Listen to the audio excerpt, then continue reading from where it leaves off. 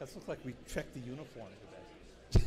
It's a required Aspen attire.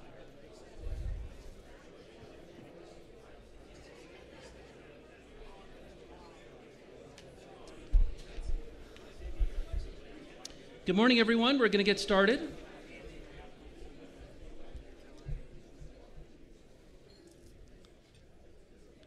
Great. Well, good morning, everyone. As probably most of you know by now, I am Clark Irvin, the director of the Aspen Institute's Homeland Security Program and the organizer and host every year for our annual Aspen Security Forum. Most of you were here last night, so I'm not going to repeat the introductory remarks that I made then, other than to welcome all of you, to thank you very much for taking time out of your very busy schedules for being with us.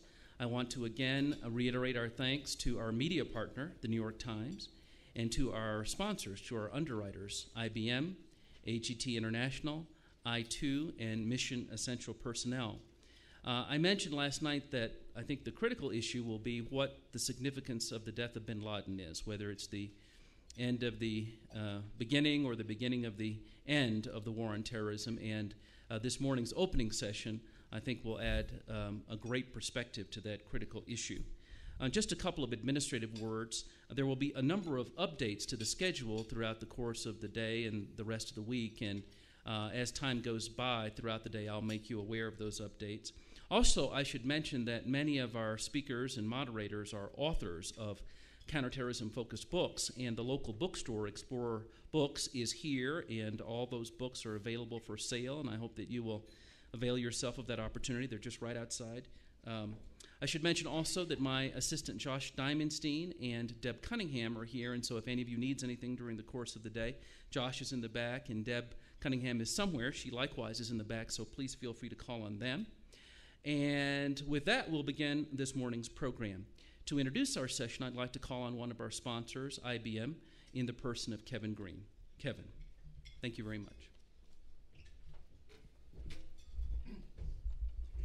Thank you and good morning. We were really privileged last evening to engage in a conversation with Admiral Eric Olson, the commander of the U.S. Special Operations Command, or his preferred title, the Bullfrog, apparently.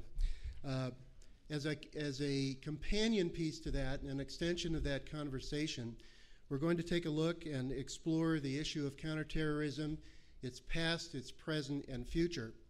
Our moderator this morning is David Sanger, the Chief Washington correspondent for the New York Times. David has engaged in reporting really around the world, principally from New York, from Tokyo, and from Washington, on areas related not just to national security, but to foreign policy, to things like nuclear proliferation and Asian affairs.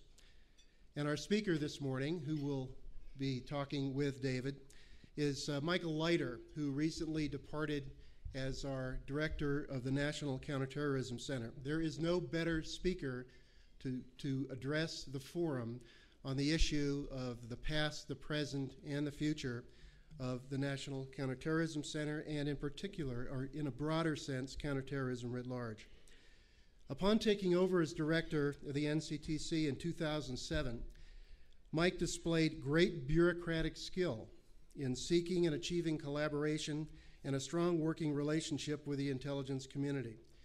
Recent events make it very obvious that not only is terrorism a continued issue, a menace, a challenge for us, and it's going to stay that way for some time in the future, but the challenges of bureaucratic collaboration, the work between agencies, the work between different branches of government, between nations, is very challenging as well. So the big challenge that Mike had to deal with and dealt with so well really wasn't deconfliction, it was collaboration. He intuitively understood in taking on his responsibilities that the RTPA legislation of 2004 gave the NCTC primacy to conduct strategic operational planning and for integrating and analyzing all counterterrorism analysis. And he had the authority but not the power to force the intelligence community to play nice with each other and to share intelligence. And there's a long history of taking different approaches, of course. He succeeded in this very challenging task by respecting and not interfering with the mission of the individual members of the intelligence community on the one hand, while on the other, firmly demanding better collaboration. He was really smart in using his senior staff of detailees to reach back to their 16 different agencies and departments to troubleshoot problems and reassure them of NCTC's good intentions. He served during difficult times of very high levels of terrorist threats, and his dedication to duty came at great personal sacrifice. A grateful nation thanks Mike for his service. Mike Leiter, thank you. And David?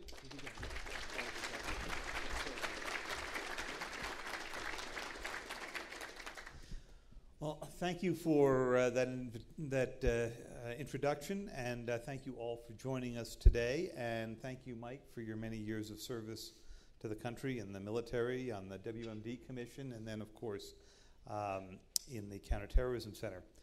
I thought it might be good to start off where Admiral Olson left off last night. There was some interesting discussion at the end of the conversation with Admiral Olson about the blurring of the lines between the activities of the Joint Special Operations Command and, of course, what the CIA does. And we have seen from Pakistan to Afghanistan to Somalia, other places, the CIA move increasingly into a daily paramilitary role. So my first question to you is, what's the upside and downside of this? And does this division of responsibilities still make sense? Thanks, David, and thanks, Kevin, for that very, very kind introduction. And I do also want to thank Clark for second year in a row pulling together what I think is just an outstanding opportunity to have press, leaders, industry, interested observers sit down and talk about these issues in a really thoughtful way, not to mention in a rather nice conference room compared to anywhere else in the world. I think Eric's point about that collaboration and merger, there really are upsides and downsides. The upsides, in many ways, are more obvious to people, I think. The upside is you can have a raid that takes out the world's #1 terrorist in Pakistan with a level of collaboration that really was absolutely unheard of 3 or 4 or 5 years ago. The integration of the strategic human intelligence and the work between the CIA, and not just the CIA, very important to remember the other agencies that participated, the National Security Agency, the National Geospatial Intelligence Agency, all of those teams working together and ensuring that that intelligence is then fused with the needs of the tactical operators. That merger of worlds, which I think was initiated post 9/11 and then really accelerated through the conflicts of Iraq and Afghanistan, where these teams literally live together. That's the obvious upside. And as Eric said last night, mind the gap. Pre 9/11, that gap was big. That gap between the intelligence community and the tactical operators was really significant. And that gap has been shrunk, so it is virtually gone. I think there are some downsides that are less often talked about. First of all, although I think that merger and collaboration is fantastic, we still, frankly, have to do some legal maneuvering to ensure that all this works smoothly. And frankly, I think that our legal authorities are a bit antiquated. Now, again, UBL rate shows that we can do it, and it can work very well. But Eric last night was talking about authorities and titles, and for those of you not schooled in the details of this, Title 10 is the U.S. code that allows the military to do all of its activity, and Title 50 is the intelligence community code. And the fact is that these codes give different authorities, and we have to really manipulate it and talk to the lawyers and see how can we make sure that this authority supports that authority, rather than thinking what's the mission we want to do and how do we use all these pieces most effectively. So I think the downside there is we make it harder on ourselves than necessarily we should. I think the other downside, which I want to be a little bit careful about, but I think we have to really keep in mind, and there are a number of people in this room who know this world better than I do, but I think not just this raid, but a lot of what certain agencies have gotten more involved in over the past several years has been talked about in drone strikes in the press and the like in various places. does have the potential to change the character of institutions in a way that might not serve us in the long run beyond this fight, and might not serve us as well in other areas beyond counterterrorism. More specifically, I think the use of certain tactics, again, in Pakistan, the activity that the CIA has done so well in Afghanistan and Iraq has made it a very tactical organization. In some ways, brought it back to some of its roots in the OSS. And I think there's some really good things about that. Because as a former operator in the Navy, and those of you who have been operators, you know sometimes intelligence can be the annoying, irrelevant guy. And the fact is that what the CIA has transformed itself has made it much more relevant and much more central to this fight. But the question I think has to be asked, has that in some ways diminished some of its strategic, long-term intelligence collection analysis mission on areas other than these tactical fights, on China and counterproliferation and other things? And I think that is one where the merger of these worlds, we have to be careful that we don't, in order to pursue the current enemy, lose some of the capabilities we need for future enemies as well. Let me dig a little deeper into that, because it's a fascinating issue that you don't hear debated all that much in Washington.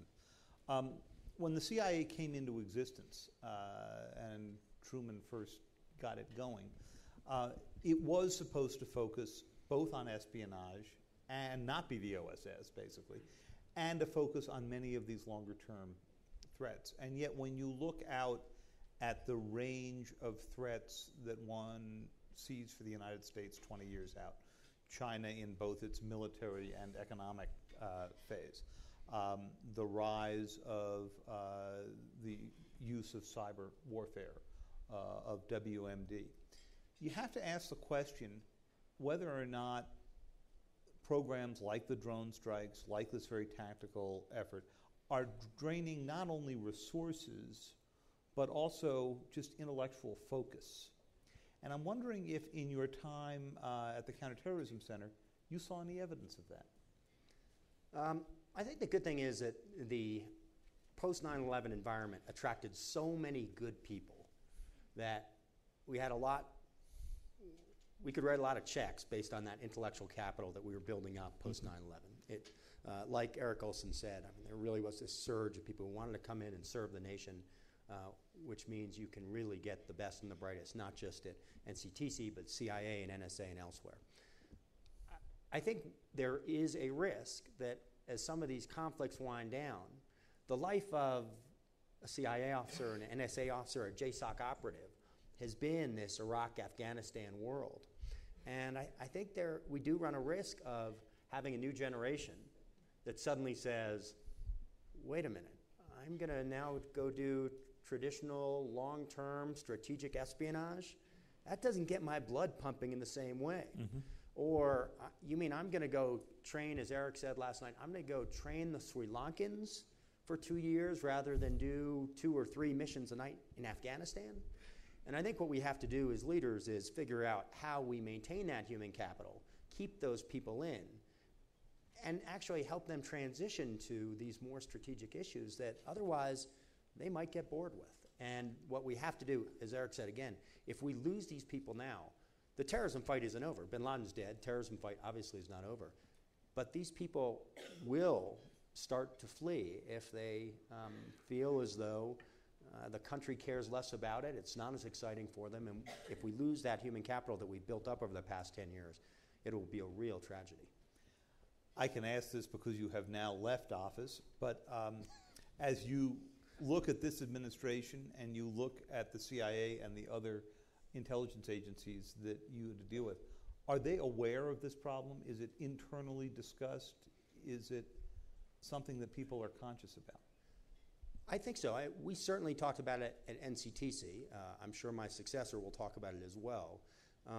And I actually think that the CIA is well aware. I mean, again, it's such a radical change. People forget that it wasn't traditional over the past 20 years for, again, folks from NSA and NGA and CIA to deploy to war zones for months at a time. And that's what they're doing now. And suddenly you find yourself at a desk in Washington working in a pretty big bureaucracy, and you say, this is what I'm stuck with for another 30 years? You got to be kidding me.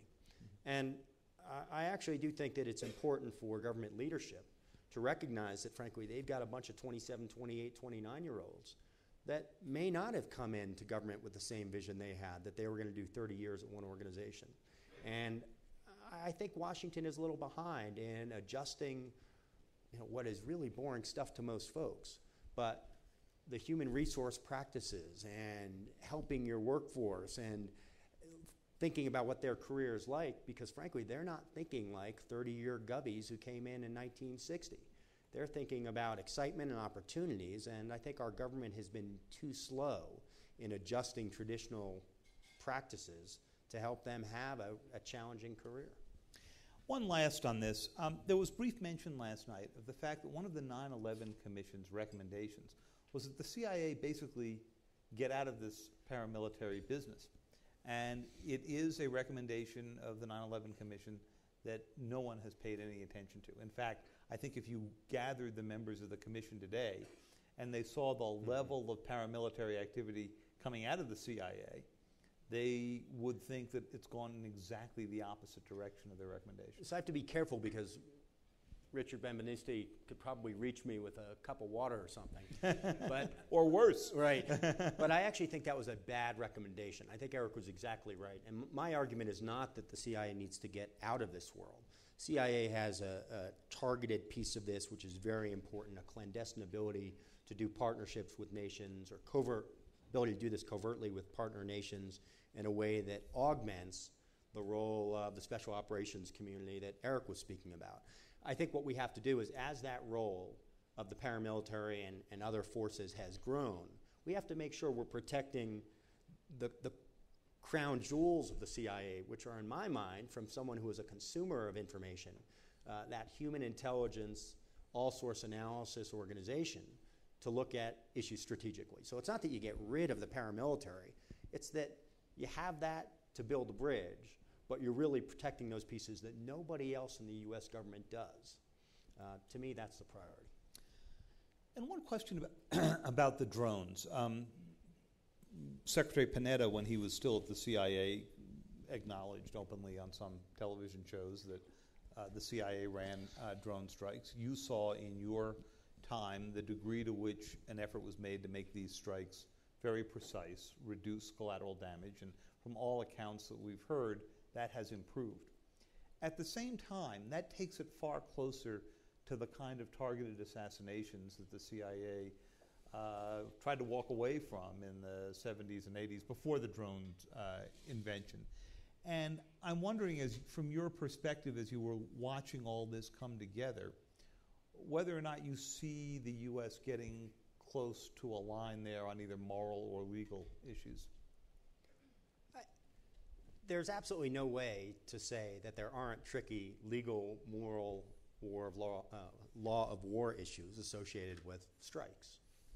I think both the Bush administration and the Obama administration, in my experience, took those issues extremely seriously and had countless debates about each one of those aspects. Again, the policy reasons you're doing this, the ethical reasons behind it, the legal justifications, and frankly, both administrations came out in about the same place, that striking individuals who pose an imminent threat to the United States, who are plotting attacks against the United States, is the right thing to do as a matter of the laws of war, is the right thing to do as a matter of policy to protect the American people, is the right thing to do morally and ethically. And I certainly stand by that judgment.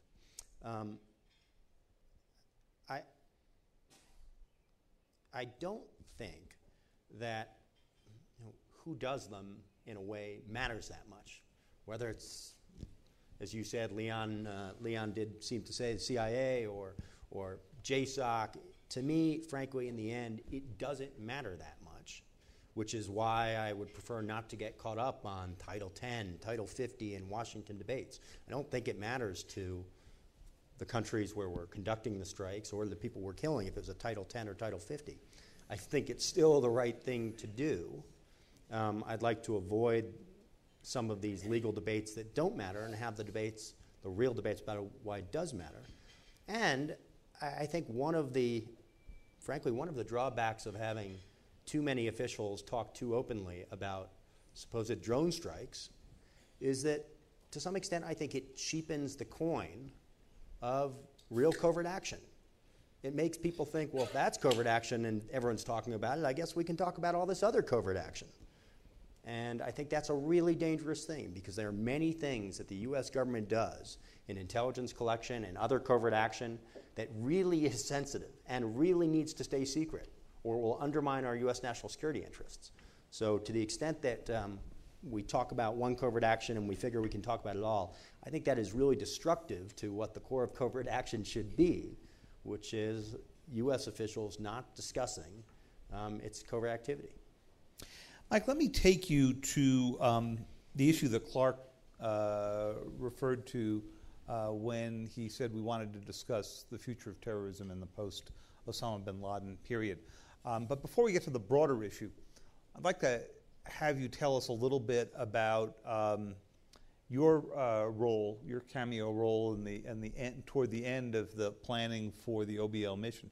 From the reconstructs of the mission that have appeared, it sounds like you were called in to do a red team analysis about the quality of the intelligence that tall guy seen pacing around the courtyard in Abbottabad was in fact Osama bin Laden.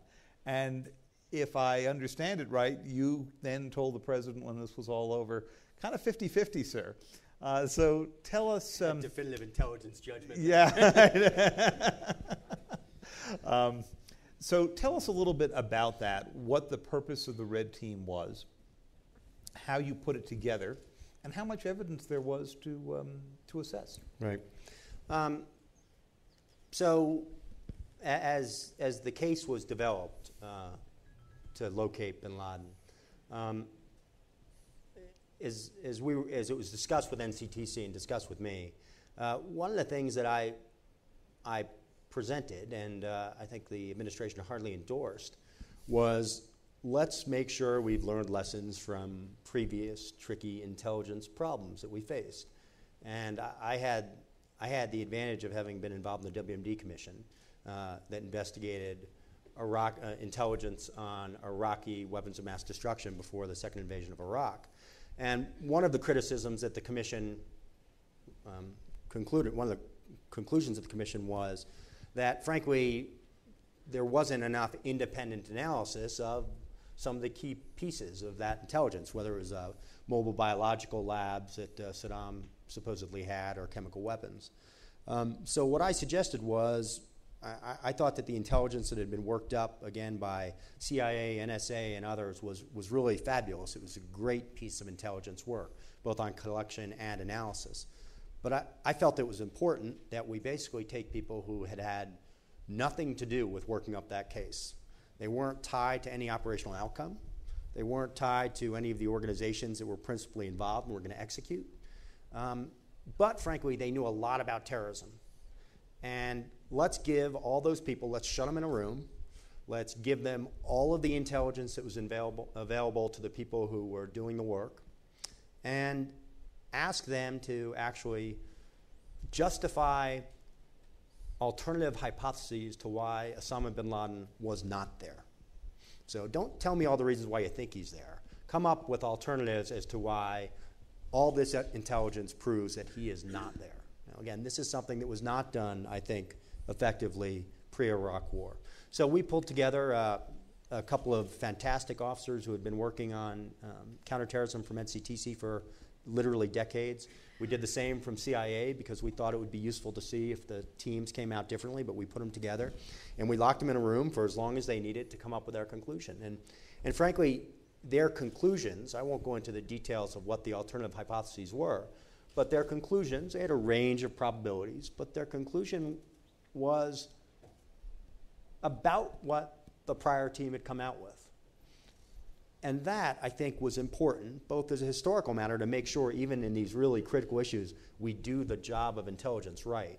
But also, I think, in informing policymakers and giving them confidence, and I hope ultimately giving the president confidence that we were doing this right and we had examined all the possible alternatives to bin Laden being there.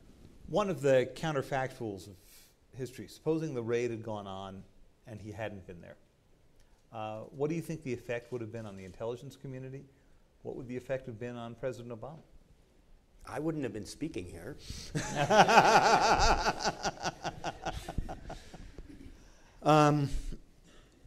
That was a topic of significant conversation. I would hope so. Yeah. And ultimately, I want to give enormous credit to the agencies that did the work, and obviously, to the heroes who risked their lives and went in. And I mean this in the most apolitical, most professional, independent intelligence community way that I can. I also want to give incredible credit to the president, because this was not an easy call. And I think sometimes in building up all that the intelligence community did, we forget that there was a whole lot of uncertainty in this. This was not, pardon me, George, this was not a slam dunk. This was still a hard call, and there was real risk involved. And people very much realized that the team might show up and he might not be there. I think the intelligence community, it would have been a hit.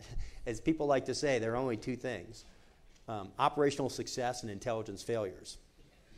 So it would have been a blow to the intelligence community. And no matter how much we had tried to inform and talk about uncertainty, that wouldn't have really mattered. It would have been intelligence community failure. And that would have been rough. I think would have been a tough conversation with the Pakistanis, too. Well, and it wasn't easy as it turned out. Exactly, and I think that's why we took the issue so seriously. The fact is, the conversations haven't been easy with the Pakistanis since. Imagine if he hadn't been there. We had some very hard conversations. So I think, obviously, for the president, I won't speculate on what the political repercussions would be, but I think everyone in the room who was talking to the president, advising the president, very much understood how critical this was, not just for the intelligence community and its integrity, but ultimately really for the country.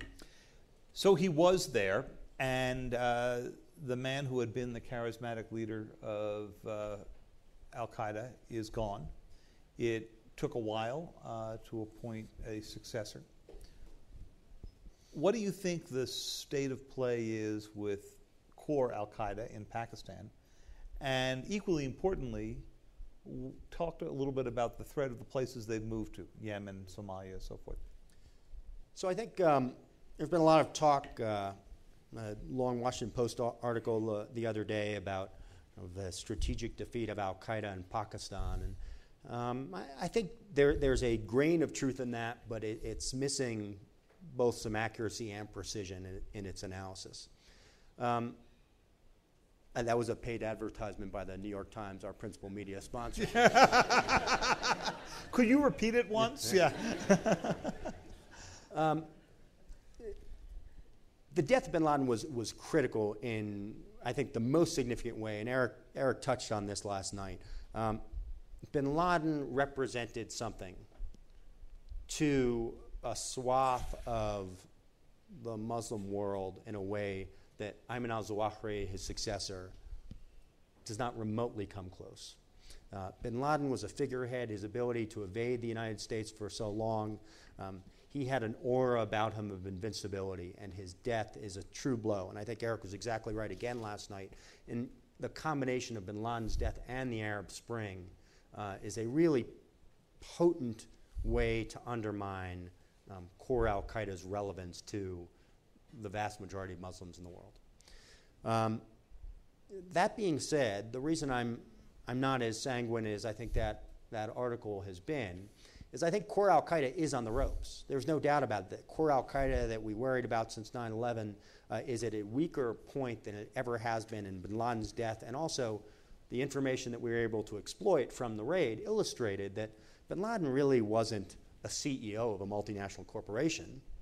He was sort of the slightly out of touch coordinator of a broad dysfunctional family who frankly were operating on their own agendas much more than his agenda.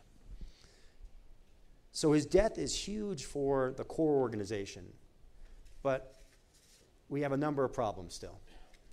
First, the core organization is still there and could launch some attacks.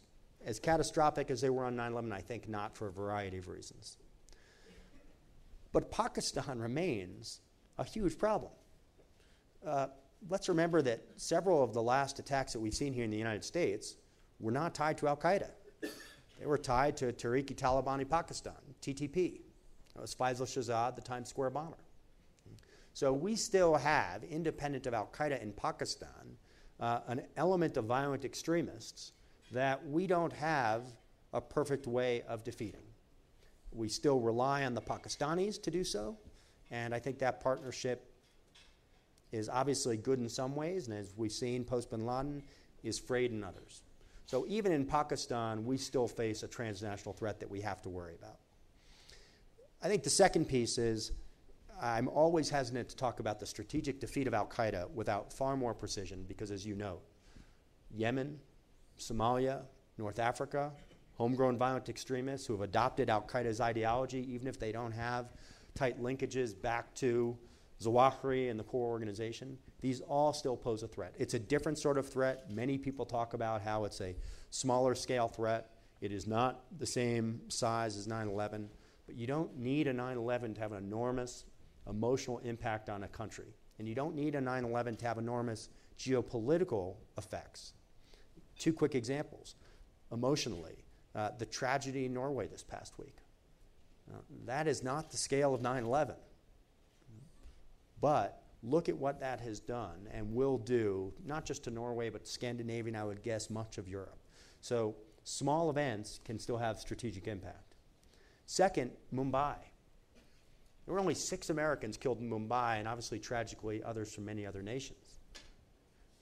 That could have sparked, and I think a follow-on attack like Mumbai could still spark, a regional conflagration, which the effects of those attacks are not just measured on the scale of body bags that we have to recover.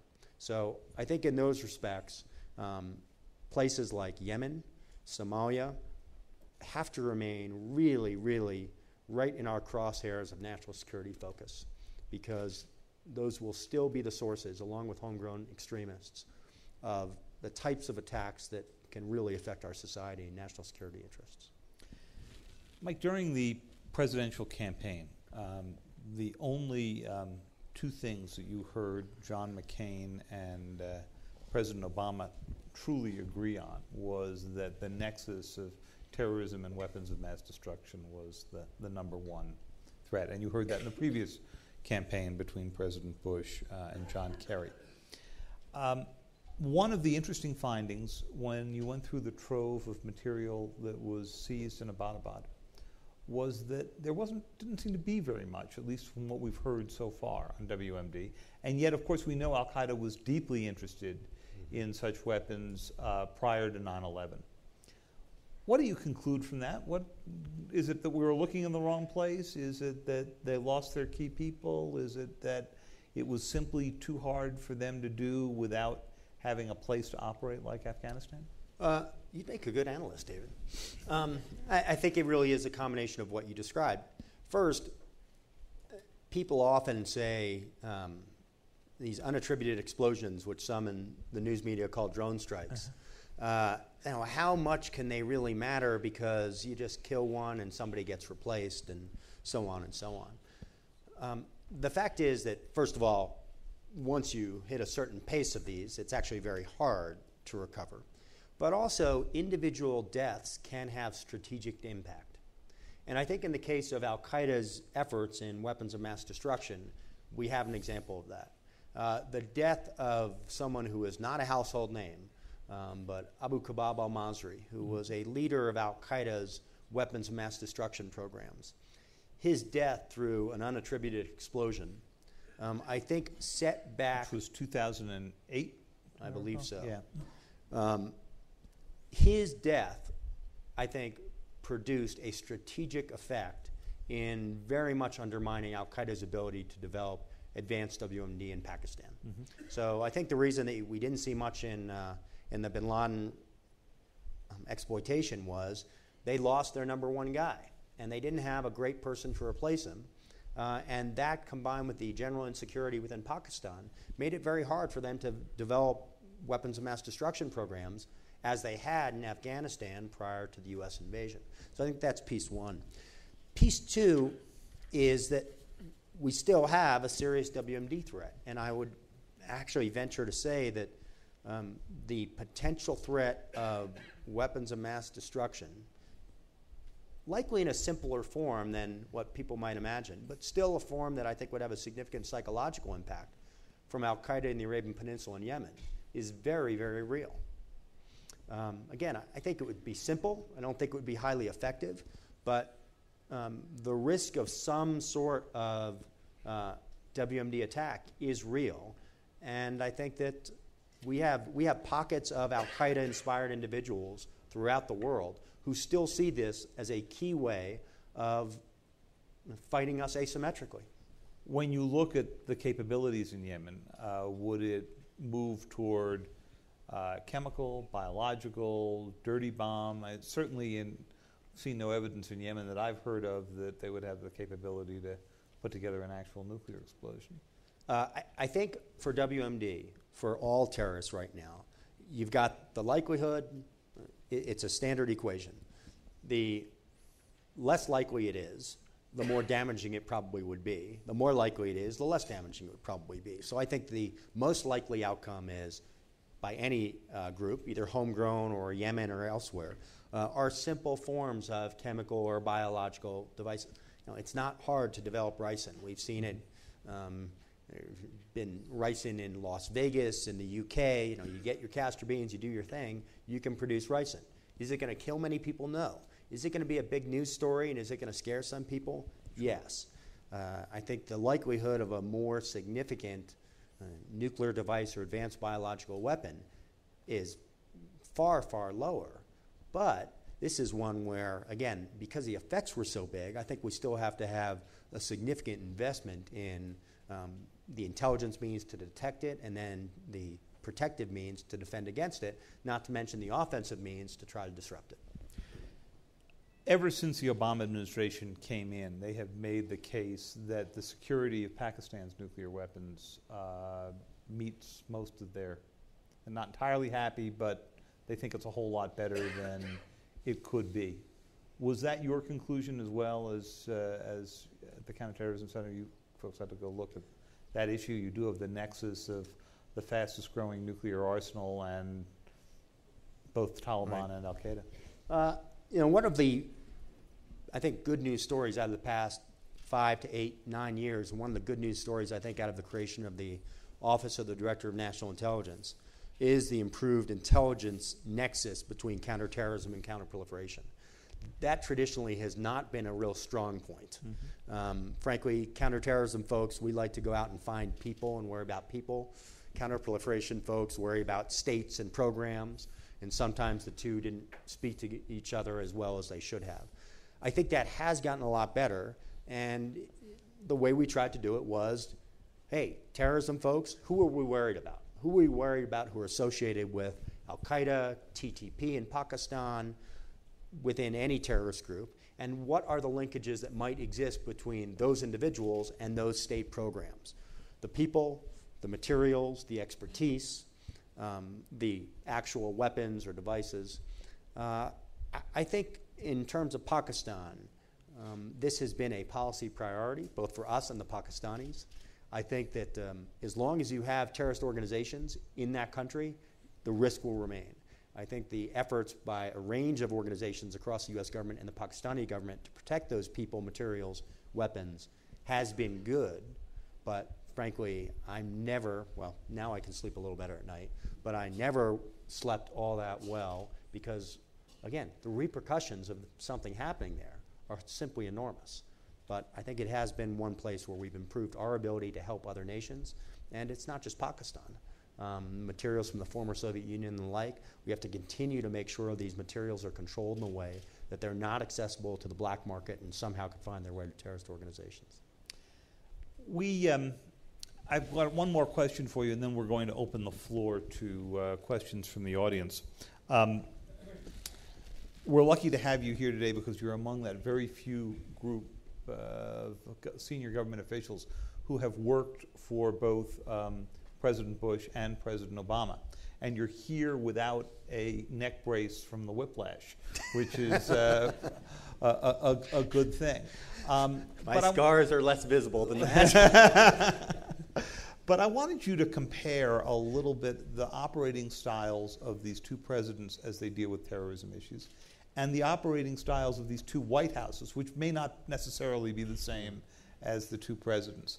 I was White House correspondent for the Times for 7 years, and President Bush would often talk to us in great detail about his study of the depth of Al-Qaeda's leadership. He kept in his desk drawer and showed off to us one time basically a big scorecard of Al-Qaeda leaders. Did it have an NCTC seal in the corner? I noticed your picture in the far right corner. As one of the targets? No, call Mike, see how it's going.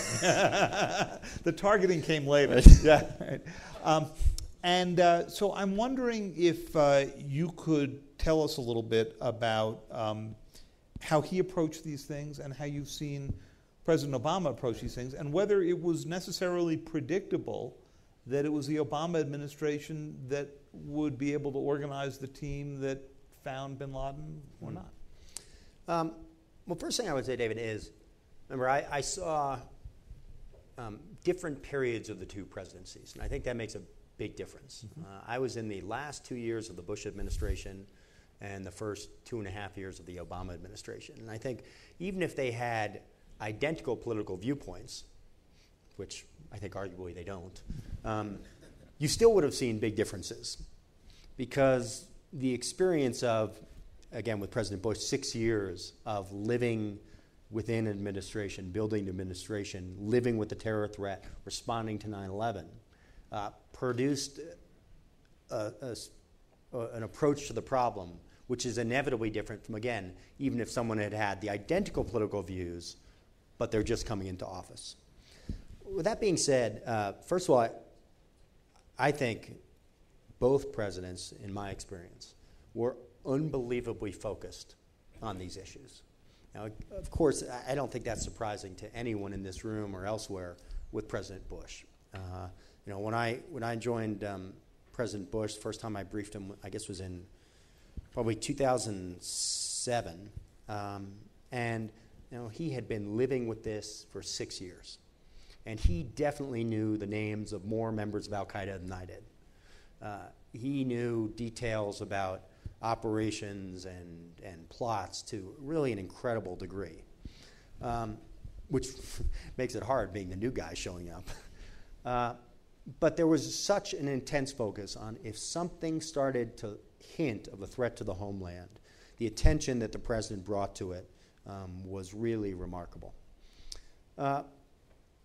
President Obama clearly just approached this with a very different background. When I first briefed then Senator Obama in 2008, he didn't have... This is before or after the election? This is before the election, both before the election and then after the election and before inauguration, and then obviously subsequent to that. He clearly didn't have the same understanding of the intricacies of the counterterrorism community, nor in many ways did the incoming team. They had a lot of experience, but they had been out of counterterrorism and national security, or at least out of the inside of it, for 8 years. And as I think this conference is testament to, the amount of change that we saw within the federal government over those 8 years was nothing short of revolutionary. So I think President Obama had a pretty steep learning curve to figure out who are all these three-letter agencies and how do they work together. And I mean, heck, I'm still trying to understand it. The good news was that he was beyond a quick study. He captured this stuff extremely quickly. And from the very start, I would say, to me, President Obama was really centrally focused on two pieces. First, homeland attacks. We talked to him about lots of different countries all over the world, but there was an instant focus on where are the threats to the homeland coming from. And I think that's right. And when you get in the counterterrorism business, you can kind of get sucked off on things that don't affect core U.S. interests. And he didn't let us do that. The second piece that I think was different was President Obama was, from my perspective, more focused on the softer side of counterterrorism. How do we change the message? How do we reduce the likelihood of radicalization, both at home and abroad. And he made that very clear to me in our very first briefing that was going to be a priority for him. And I think he had the opportunity, obviously, with his election to do that in a way that even, frankly, if President Bush had wanted to, it was really hard to change the music after 6 or 7 years of the world listening to. And has he followed through on that, you think? I think in some ways the administration has really well. I'm actually quite proud of what NCTC helped do on the counter-radicalization front domestically. I think overseas, we as a government are still probably not organized optimally or resourced optimally to take the strategic communications and counter-radicalization, quote-unquote, fight to the world, do that engagement. We're probably not as optimized for that as we are for some of the kinetic things that we started this conversation about. And one of the questions to Eric Olson last night, DOD is such a behemoth. It's out there all over, but there's a soft side to this. I think there is a softer side to this, and unfortunately when the Department of Defense is the big dog, both in terms of resources and reach, it's hard to do that softer side as effectively. So I think that's something that the President has certainly set the tone correctly, whether it's the Cairo speech or messages to us as leaders within the administration. But I think follow-through on that is going to take some time, and it's going to take a partnership both between the administration and the Congress to enable the sorts of programs we need to have, not just to kill folks, but to make sure that we don't have a new generation of recruits to al-Qaeda's ideology in Yemen and Somalia and North Africa and Europe and here in the United States. Well, I think that's a perfect segue to the questions from all of you. We have some people walking around with microphones. If you'd wait until the microphone gets to you, we are recording this, and so we want to make sure that your question gets heard. Please tell us just briefly who you are, and please ask a real question. Gentleman right back here. Hold on just one sec. Hi. Hi, Charlie Dunlap, Duke Law School. You talked a lot about the kinetic operations being conducted by intelligence agencies, and they've been ramped up. They have virtually their own Air Force and Army. Is this a trend that we would like to see in other countries, using more civilian, non-uniformed people for kinetic operations? And along the same line, do you have any views or anything you can tell us about your thoughts about using the medical mission to gather intelligence, as was allegedly done for the bin Laden raid? That was justified under war rationale, which I think was right, but then it raises some questions about using medical personnel to gather intelligence. Thank you. Sure, I'll take those in reverse order because the first one's easy because I'm not going to comment on it. There are reports about things. I yelled and screamed when I was in government about the damage that unauthorized disclosure of classified information does to our ability to catch the next round of terrorists. So I'll talk all you want about the sexy stories inside the sit room from the bin Laden raid to the extent they're not classified, but I won't talk about the tools that were used to help locate bin Laden and execute the mission. Could I rephrase the question then? Maybe. Hypothetically, in a future, what do you think about an operation justified under a war regime which uses medical personnel to gather information? So I think any operation by any element of the U.S. government has to be done consistent with our laws and to the extent they apply international laws. So I'm not an expert in international law. I'm not an expert in law of war. I kind of played one on TV once, but that's about the extent of it. So again, I think there are lots of things that we do in the covert and clandestine world from our human intelligence agencies and signals intelligence agencies and the like that people say, really? Boy, well, guess what? That's what spies do sometimes. Right? And that's what we pay them to do. And we pay them to take enormous personal risks. And frankly, we beat them up like hell if they don't take the risks and then we have an operational failure or a terrorist attack. So I think we have to understand that there are some things that are done in the name of our national security which might sound distasteful in polite company, but are very, very necessary in fighting some of these enemies. Going to your first point, I would not seek to replicate anything the U.S. government does bureaucratically on any other nation on earth. I think what our goal should be is to help our friendly nations, our allies, build a set of capabilities which address the range of needs to effectively fight terrorists and do the counterinsurgency and the work that I agree with Eric Olson from last night. It's the yin and yang. And what I mean by that is we've got to help our foreign partners develop offensive capacity, defensive capacity, resilience, all those pieces that we have developed pretty well over the past 10 years. But what the face of it is in those nations, I think, is uniquely dependent on the unique circumstances in those countries, consistent with the laws of war and international traditions. So I would never say to country X, gosh, don't use your military for this, use the civilians. I would say to country X, you want an offensive capacity to go out and take out hardcore terrorists. You want an ability to, once you take out terrorists, to exploit the information they have, turn that around and do more follow-up offensive activity and adjust your defenses dynamically for the threat that you see. How you do that? You want to do that with a well-trained professional force that respects human rights and the like, and can do that effectively based on your national traditions. I think trying to replicate what we do here is a bad idea for countless reasons. Okay. Evelyn?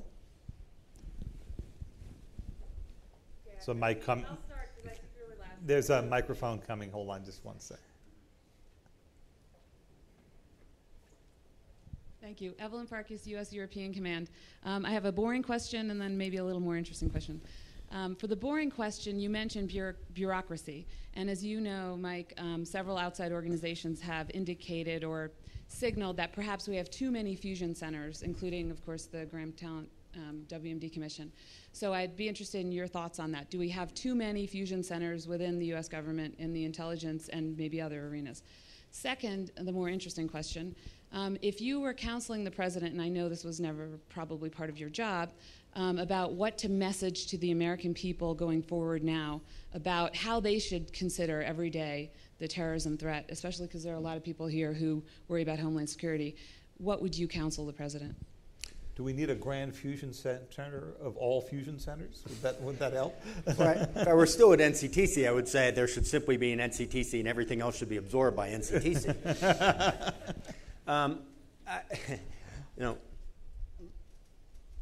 Fusion centers, both what I would call federal international fusion centers in the form of the combatant commands, U.S. military combatant commands that then have a fusion center or a counterterrorism element within that combatant command. And also domestic fusion centers, generally run by states or regions, for example, the Southern California Fusion Center, the LA Fusion Center, the Northern California Fusion Center. There are a lot of them. I think that's inevitable after 10 years of an enormous investment in counterterrorism. I think that was basically the right thing to do 10 years ago because, frankly, we didn't know what the threat was, and we knew we had a huge gap because this information was not being effectively integrated and turned around for operational use. I think 10 years later, it's a perfectly reasonable thing to do to say, have we built too much? Not because the threat is gone, but because it's a good time to take stock. I think on the federal side, again, that international front, we've got to ask ourselves, where is the specific value from these federal fusion centers? Are they producing PowerPoint slides? Or are they finding nuggets that the folks in Washington or somewhere else wouldn't find without their assistance? I don't think that's an easy question to answer. On the state and local side, I think that the fusion centers are evolving pretty well. And Secretary Napolitano and I know Mike Chertoff will be here talking in a couple of days. It's a good question for them, too. I think we have to build them up in a way that they're not just worrying about terrorism. That's clearly the direction they're going. So they're all source fusion centers. I think that makes sense because there's no way these states or the federal government can afford to maintain just CT counterterrorism fusion centers throughout the nation. And I think there's a lot of all-source intelligence work that can be done by the states that, frankly, could never be done by the federal government. But we now have to shape these with federal grants and personnel and training in a way that, again, they're attacking a variety of intelligence-like problems. They're filling a gap and not replicating what the federal government might already be doing. And maybe most important to public faith, they're doing so in a way that they don't think that the average police officer on the street is out there spying on every American because they got a suspicious tip. That they're doing so with the same rigorous controls on privacy and civil liberties that I think the federal government, frankly, has adopted for quite some time. Your second question on how would I advise the president, I mean, listen, I tried to, so if he's doing it right, well, I won't go there. I think the message post-Bin Laden is pretty simple. We've made a lot of progress against al-Qaeda, as I've tried to describe. The threat from what we saw in 2001 is not the same threat we face today. This nation continues to face, from al-Qaeda-inspired individuals in Yemen and Somalia and domestically, individuals who want to kill Americans because we're Americans. Will it happen to the same extent that it did on 9/11? I certainly hope not, and I think it's much less likely that it will. We're better defensively, we're better offensively, we're taking the fight to them in good ways. But the American people do need to understand that at least smaller scale terrorist attacks are with us for the foreseeable future. And the way that we fundamentally defeat that threat, which is very difficult to stop in its entirety, is to maintain a culture of resilience within the public sphere and within the political sphere and, frankly, within the media sphere in a way that we're not delivering victories to our enemies that they otherwise would not enjoy. And we need to be quite clear that although this threat of terrorism is real and there will be tragic events that lead to the deaths of innocent people, it is not, in my view, an existential threat to our society. And that our basic principles that have held this country in very good stead for 220 plus years can continue to do so unless we overreact to this threat in a very unhealthy way. We have just a few more minutes, so I'm just going to take one or two more questions. Lady back there in the green? Yeah. Hold on, your microphone is coming. Speed rounds? Speed rounds. Bonus questions. Randy Larson wrote an interesting book called Our Own Worst Enemy, where we can put our resources to good work, to good use, and where it's not. One of the things he's also mentioned is that for anthrax, the antidote may be a day old, and the FDA takes it off the market, and this can be for millions and millions of people. And it can last up to 10 years and still be viable. Is there a way to work with the FDA so that people feel more protected, even if it's, a day old? So I have to apologize. I'm far from an expert on all the measures and standards that the FDA uses or CDC uses in measuring these things. What I would say at a more general level is we've invested a lot of money in a lot of preparedness response on the biological front. I think that's good, but we really have to take an informed risk management approach to that. And again, balance the most likely with the most consequential forms of attack. And then decide how we're going to invest our resources. Because if we try to invest our resources in a way that protects us perfectly against all biological threats, we will be bankrupt way before we actually experience an attack. It can't be done. So we have to be intelligent about this. Part of what we tried to do also at NCTC on our policy role was ensuring that that response piece, working with the FDA and CDC and others, was linked to what we're doing offensively. So you're not just looking at it as a single piece of how are we doing on immunization or antidotes once people are infected, but you're also thinking about detection, again, offensively, what we're doing, other public health spheres, working with state and locals. And by creating that full package of response and preparedness, you are less reliant on any one single piece of one antidote or one immunization being the answer to providing an adequate level of protection. Okay, one last question. Kimberly.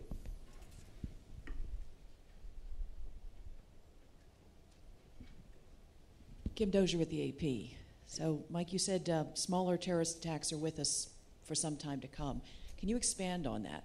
Because we've reported that from the bin Laden treasure trove, there was this debate going back and forth with bin Laden wanting big spectaculars, some of his lieutenants arguing, let's go for the smaller scale. You know, you got to read more about the trove than I got people to leak to me, so tell us what you found out.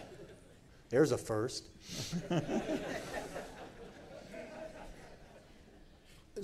I think, first of all, the death of bin Laden, as was reported, bin Laden really was prioritizing the big attack.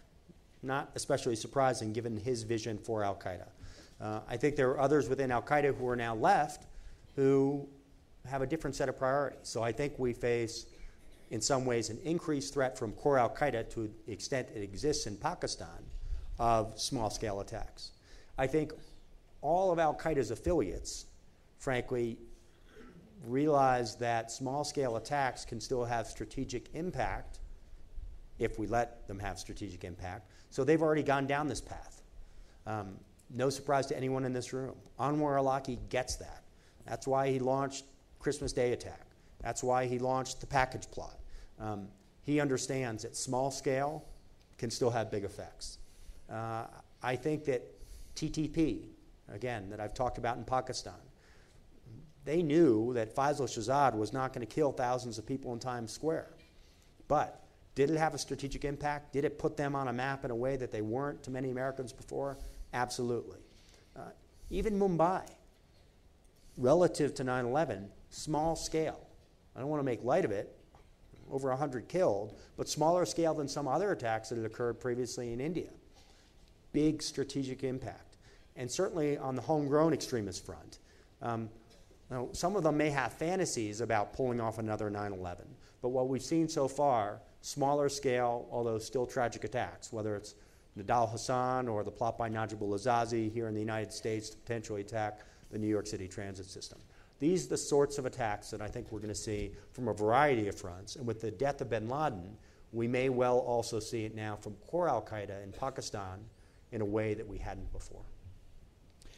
Well, Mike, thank you very much for your service, for your incredibly candid and interesting answers to the questions today, and for giving us a huge amount to think about as the conference goes on. Really appreciate it, and I'm so glad you came back here. My pleasure. Thank you. Thank you.